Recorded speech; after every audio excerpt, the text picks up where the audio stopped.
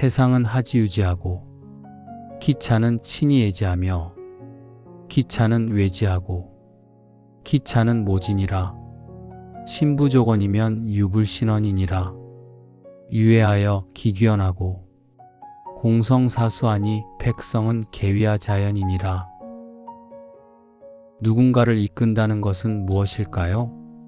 우리는 흔히 강력한 카리스마, 좌중을 압도하는 언변, 그리고 앞장서서 나팔을 부는 영웅의 모습을 리더의 전형으로 생각합니다. 내가 여기 있음을 알리고 나를 따르라고 외치는 것, 그것이 힘이라고 믿습니다. 하지만 2500년 전 춘추 전국 시대의 혼란 속에서 노자는 전혀 다른 이야기를 던집니다. 가장 위대한 리더는 백성들이 그가 존재하는지조차 모르는 사람이다. 존재감이 없는 리더가 최고의 리더라니 언뜻 모순처럼 들립니다. 하지만 오늘 우리가 함께 읽을 도덕경 제17장은 리더십의 본질, 아니 인간관계의 가장 깊은 신뢰에 대해 이야기하고 있습니다. 내가 사라질 때 비로소 세상이 움직이는 기적. 도덕경 17장 백성에 임하는 성인의 자세를 원문과 함께 읽어보겠습니다. 노자는 통치자, 즉 리더를 4가지 등급으로 나누어 설명합니다. 이 등급은 단순히 능력의 차이가 아니라 백성, 타인과 관계 맺는 방식의 차이입니다. 가장 낮은 단계부터 가장 높은 단계까지 원문을 통해 하나씩 짚어보겠습니다. 먼저 최하의 단계입니다. 기차는 모진이라. 그 다음은 백성들이 그를 업신여기고 비웃는다. 모는 업신여길 모, 조롱한다는 뜻입니다. 왜 백성들은 리더를 비웃을까요? 리더가 지식이나 힘이 부족해서가 아닙니다. 바로 진정성이 없기 때문입니다. 겉으로는 화려한 말을 쏟아내고 법과 규칙을 강조하지만 정작 리더 자신이 그것을 지키지 않을 때, 혹은 자신의 이익만을 위해 권력을 휘두를 때 백성들은 겉으로는 복종하는 척하지만 속으로는 냉소합니다. 저 사람 또 쇼하고 있네. 이것이 바로 모지의 단계입니다. 신뢰가 완전히 깨진 상태, 최악의 리더십입니다. 그보다 한 단계 더 나은 단계는 무엇일까요? 기차는 외진이라. 그 다음은 백성들이 그를 두려워한다. 외는 두려워할 외자입니다. 강력한 법, 엄격한 처벌, 시스템으로 통제하는 단계입니다. 현대 사회의 많은 조직이 이 단계에 머물러 있습니다. 성과를 내지 못하면 해고하고 규칙을 어기면 벌을 줍니다. 이렇게 하면 조직은 굴러갑니다. 일사불란해 보입니다. 하지만 이것은 자발적인 움직임이 아닙니다. 백성들은 매를 맞지 않기 위해, 벌을 받지 않기 위해 움직일 뿐입니다. 리더가 눈을 돌리는 순간 그들은 멈춥니다. 두려움은 강력한 동기부여 수단이지만 결코 지속 가능하지 않습니다. 그렇다면 우리가 흔히 좋은 리더라고 생각하는 단계는 어디일까요? 기차는 친히 예지하며, 그 다음은 백성들이 그를 친근하게 여기고 찬양한다. 친하고 예한다. 가깝게 지내고 명예롭게 칭송한다는 뜻입니다. 덕망 있는 군주, 백성을 사랑으로 보살피는 리더입니다. 사람들은 우리 리더님 최고야, 저분 없으면 우리는 아무것도 못해라고 말합니다. 훌륭해 보이지 않습니까? 육아 철학이 추구하는 이상적인 군주의 모습이기도 합니다. 하지만 노자는 이것조차 차선이라고 말합니다. 왜일까요? 백성들이 리더를 찬양한다는 것은 역설적으로 리더의 존재가 너무 크다는 뜻이기 때문입니다. 리더가 모든 문제를 해결해주고 리더가 시혜를 베풀면 백성은 의존적인 존재가 됩니다. 리더의 자아가 개입되어 있고 백성은 그 빛에 가려진 그림자가 됩니다. 내가 너희를 이렇게 잘 살게 해주었다라는 리더의 생색이 숨어 있기 때문입니다. 그렇다면 노자가 말하는 궁극의 경지, 최고의 리더는 어떤 모습일까요? 태상은 하지유지하고 가장 높은 단계의 통치자는 아랫사람들이 그가 있다는 것 정도만 안다. 하지유지, 아랫사람들이 그가 있다는 것만 안다. 이것이 최상의 리더 태상입니다. 너무나 조용하고 너무나 자연스럽게 다스리기 때문에 백성들은 그가 자신들을 지배한다고 느끼지 않습니다. 마치 공기와 같은 존재입니다. 공기는 우리가 숨쉬는 매 순간 우리를 살리지만 우리는 평소에 공기의 고마움을 찬양하거나 두려워하지 않습니다. 그저 거기 있다는 것만 알 뿐입니다. 간섭하지 않고 억압하지 않고 과시하지 않는 리더. 이것이 노자가 꿈꾸는 무위의 리더십입니다. 그렇다면 어떻게 해야 그런 공기 같은 리더가 될 수 있을까요? 노자는 그 핵심 원리로 믿음을 이야기합니다.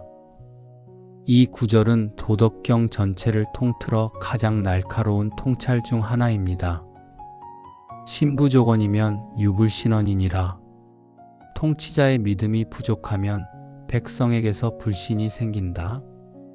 이 문장은 해석이 분분하지만 가장 깊은 뜻은 리더가 먼저 백성을 믿지 않으면 백성도 리더를 믿지 않는다는 상호적인 관계를 말합니다. 보통의 리더는 말합니다. 나를 믿고 따르라.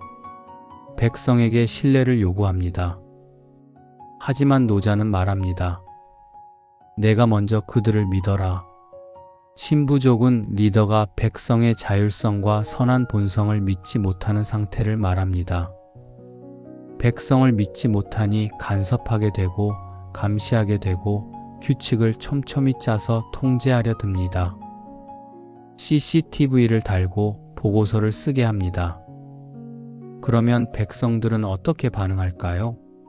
유불신, 즉 저 사람이 나를 믿지 않는구나 라고 느끼는 순간 백성 역시 리더를 믿지 않게 됩니다. 그때부터는 눈치 게임이 시작됩니다. 진정한 리더십은 통제가 아니라 위임과 신뢰에서 나옵니다.